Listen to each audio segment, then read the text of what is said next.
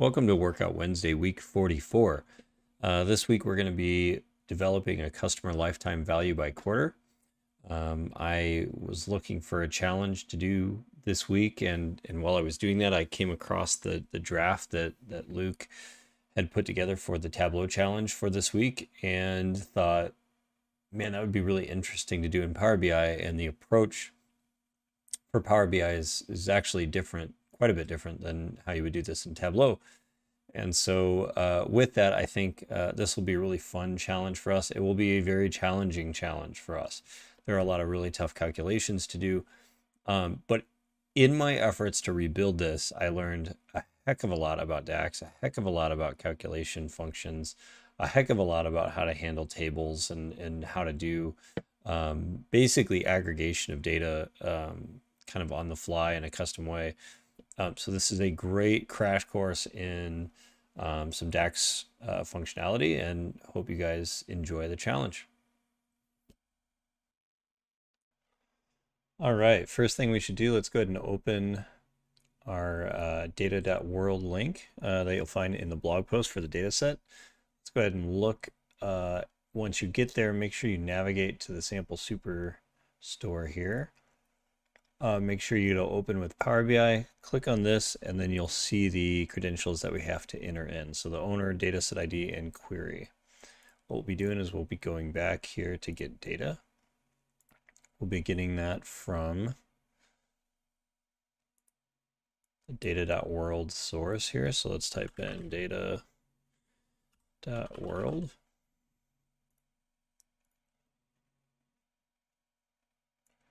In the owner, we're going to be entering already with data. I'm cheating and I'm copying and pasting from over here, but you'll be able to do the same thing. So that's the owner, dataset ID, and query. Go ahead and select all, or hit OK rather. We're just going to go ahead and load this data.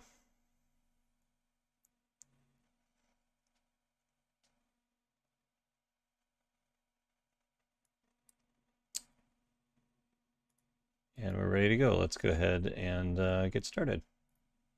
Let's rename this to, just rename it to sales data. Okay. Let's get started with our first calculation. So in this calculation, we're going to get the first order date by customer ID. The way that we're going to do that is we're going to create a new column. I'm going to call this very explicitly first order date. That's going to be equal to, we're going to actually create a calculate function. And that calculate function within it, you can see it allows you to calculate an expression across a filter. So as we had said before, we want to create the minimum order date, or the first order date. So that'll be the minimum of our order date. And we want to do that filtered for everything except. So if you look at all except returns all rows except the rows affected by specific column filters. In this case, we want that to be customer name. So here we have to put the sales data table, and we're going to go ahead and put, actually in this case, customer ID, not customer name. All right, so let's see what happens when we actually click on this. What you're going to see if we take out, go to first order date, it's going to actually show all the first order dates that we have. And again, that's because for every row of the data set, we're calculating the minimum of that order date based on the customer ID. Let's move on to our next calculation. All right, let's create our second calculation. The second calculation, as we have in the blog post, is max quarters as customers. So let's look at that. And again, this is defining which quarter, or how many quarters you possibly could have based off your order date and the maximum, or I guess your first order date and the maximum order date of the entire data set. So to do that, we're going to look at the date difference between that first calculation that we made, which was our first order date, and the max order date of the entire data set. Now that by itself is going to go ahead and give us that date difference based on, again, our last thing we have to do is the quarter here in the interval. So we're going to look at the date difference by quarter. When we do this, though, if we have an order date and the first order date, so if the max order date and the first order date are in the same quarter, that's going to be a 0. Let's go ahead and add 1 to this so that we can make sure that we have cohorts that are 1 through the maximum number. We go ahead and look at this just to give you an idea. Let's actually remove summarization on this. Let's quickly look.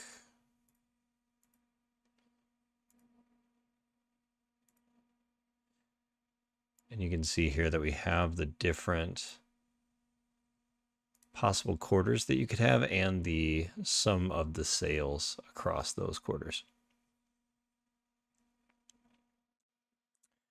Our next task is to create a third column measure. This is going to be quarter since first purchase.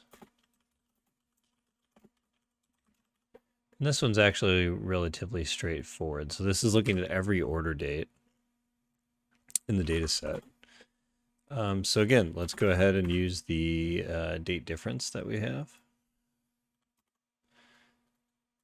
So here we're going to go with the date difference between the first order date and the existing order date.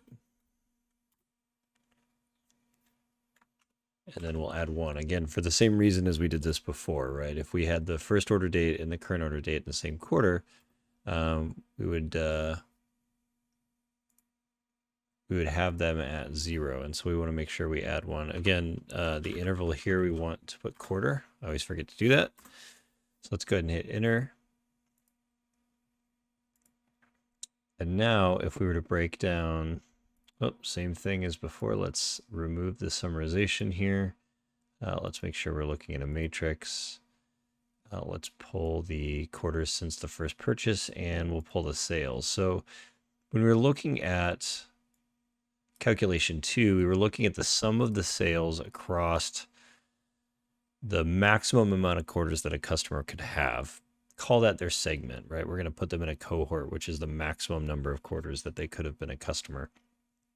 And then this is the quarters since your first purchase and how many sales that you had. So you can see that if we were to look at this particular row, there's 125,969 sales, or I guess dollars in sales, for the 11th quarter from their first purchase. So 11 quarters after our first purchase, we have this as our total sales. Now, obviously, we want to divide by the number of customers, the right number of customers, to get an average, which we'll do in the following segment.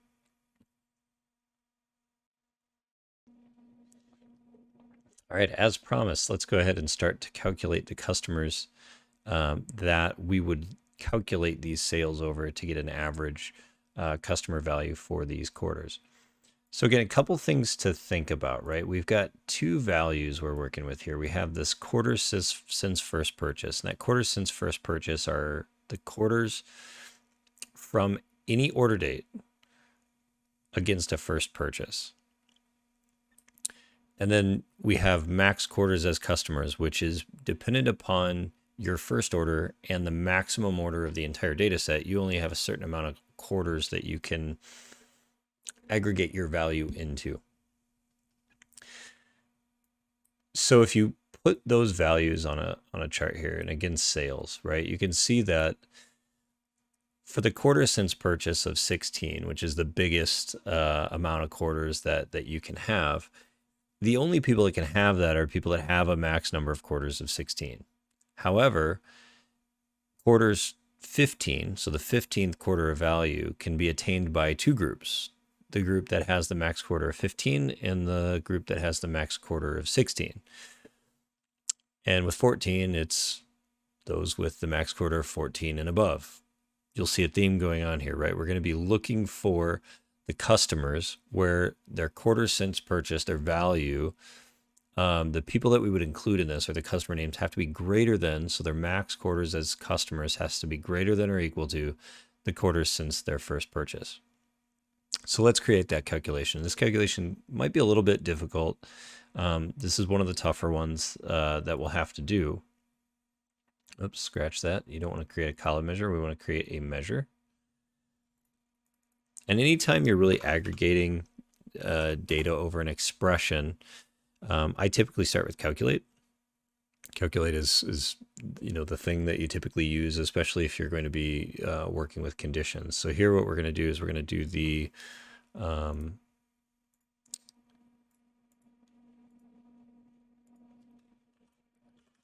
customers by quarter. That's what we'll call this.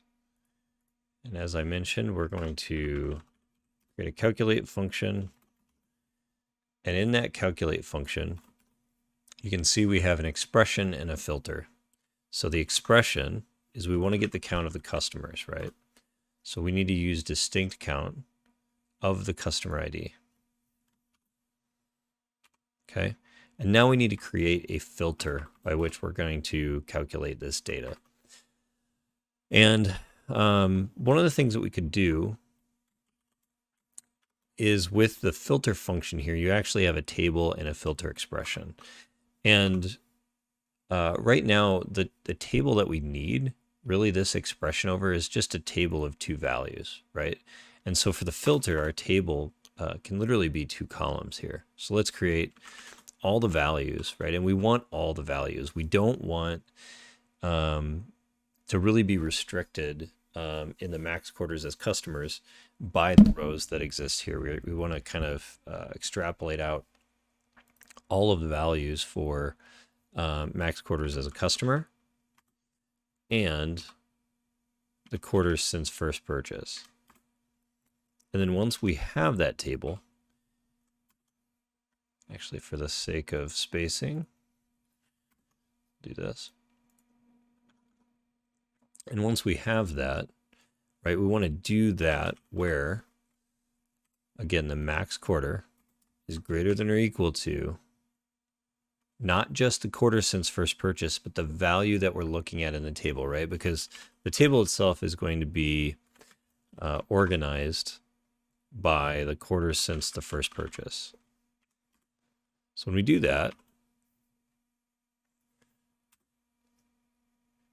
let's remove these max customers here. And here you can see that we actually have the customers by quarter from the first quarter all the way down to the 16th quarter since first purchase for those that are greater than or equal to, where the max quarter is greater than or equal to the quarter since the first purchase.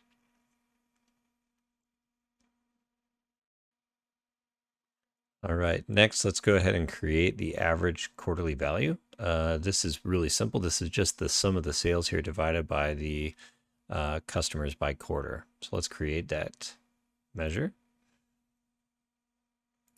Here you can see that is 05. We'll call this average quarterly value. And again, that is going to be the sum of the sales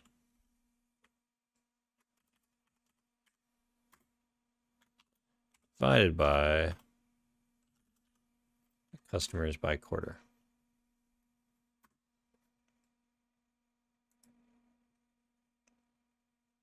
And let's make this a little smaller. All right. Now you should be able to see this quarterly value here.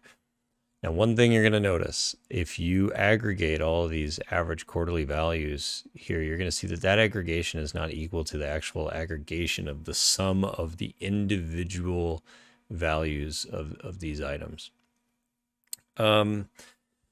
This was an interesting one. I looked up many times how to figure this out.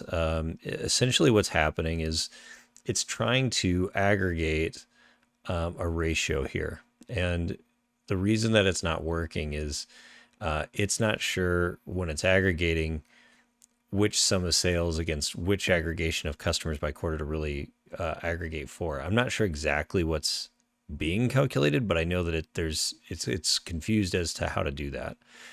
The solution to that is to use a sum x. So let's go ahead and create a new measure and wrap this in a sum x, which evaluates the value at each row. And then when it evaluates the value at each row, then it allows us to get a proper aggregation. So this measure we'll call just the same thing. We'll call it average quarterly value, but call this the sum x version. Again, sum x, if you look at it, it returns the sum of an expression evaluated for each row in a table. Now, all of these are measures with the exception of the quarters since first purchase. So because of that, I'm actually for the sum x, it takes a table and an expression. For the table, let's take just those values, right? So we'll take the values of the quarters since the first purchase, and we're just going to evaluate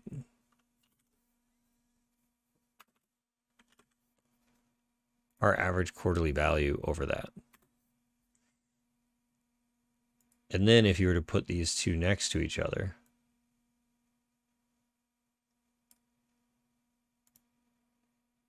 if it lets me,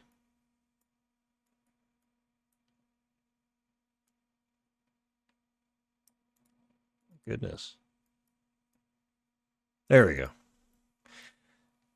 You're going to actually see that the aggregation is correct on the average quarterly value expressed through the sum x.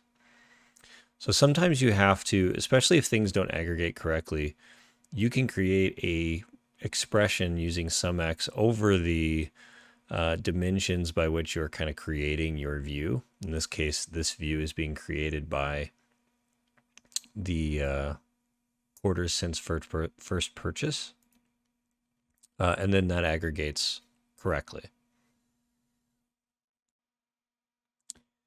Now that our quarterly values are aggregating correctly, we can go ahead and create a running total. To do a running total, let's actually get rid of some of this here, just for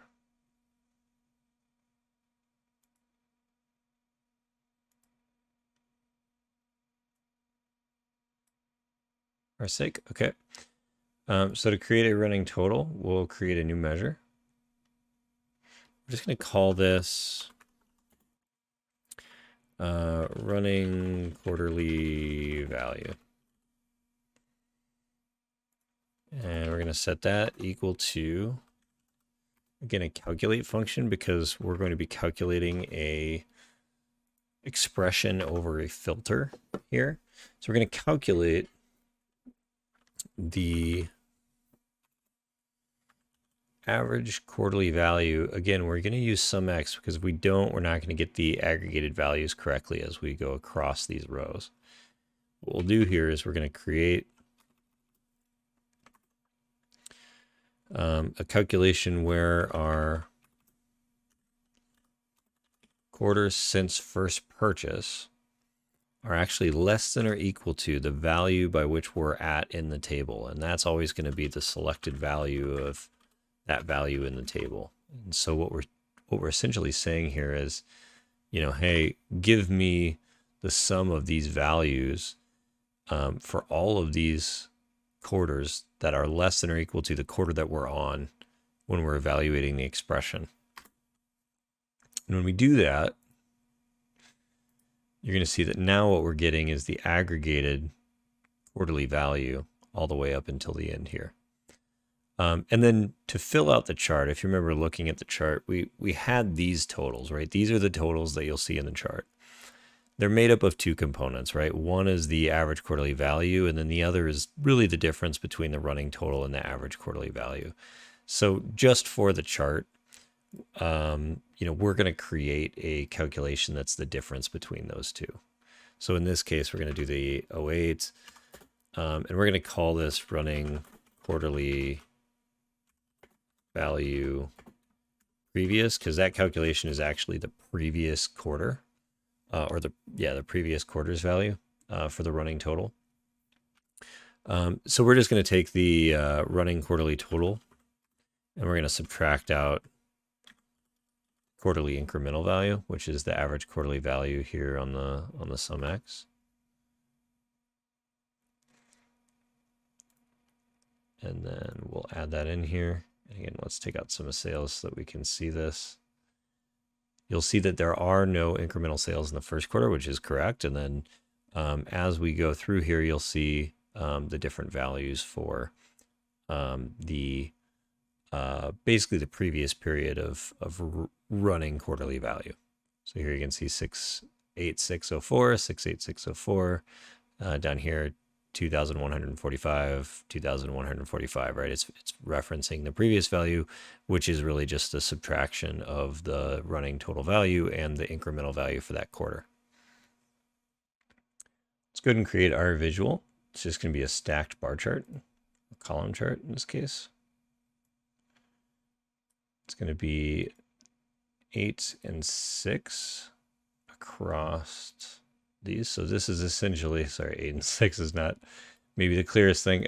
It's going to be our average quarterly value and our running quarterly value of the previous month, because the total is always going to be the previous month plus the incremental value of the new month. And this gives us a nice visual representation of the incremental effect of each quarter as you look at a running value across the quarters for a customer. So that is essentially it, with the exception of adding a total label. If you add a total label here, that's going to give you your label. So let's go ahead and make that equal to no aggregation. I'd like to see that as a dollar value. So let's see if we can change these to currency.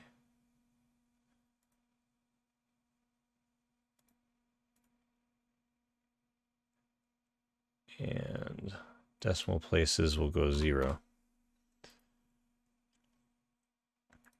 All right, I will leave you to formatting. Again, the only other thing that we'd want to do is tooltips.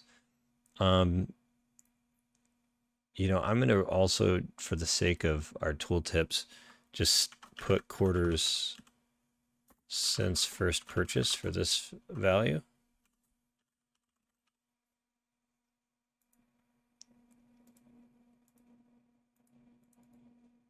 We're going to put previous quarterly value, and we'll put incremental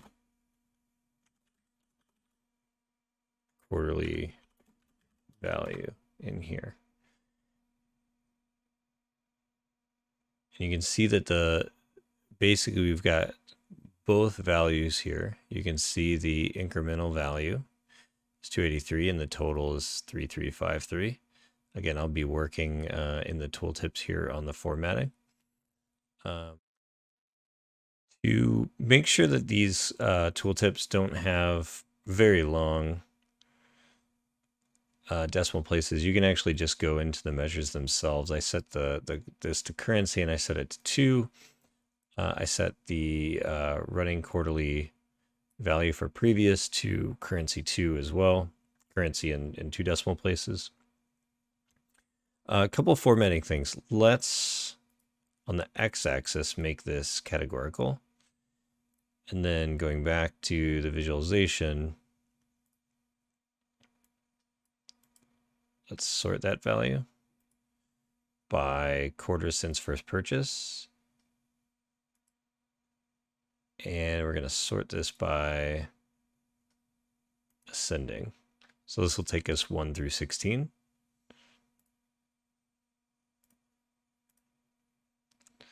I'm going to get rid of the y-axis. You just do that here by turning it off. I'm going to get rid of the y-axis title.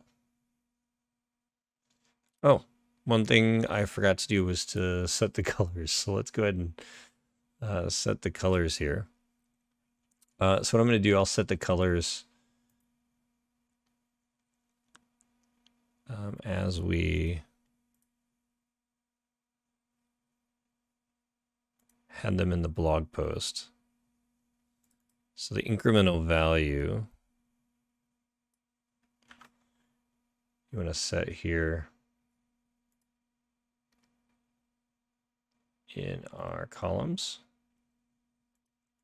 So incremental value is equal to this, and previous quarter value is equal to this. Okay, so now we have the same colors from the challenge itself.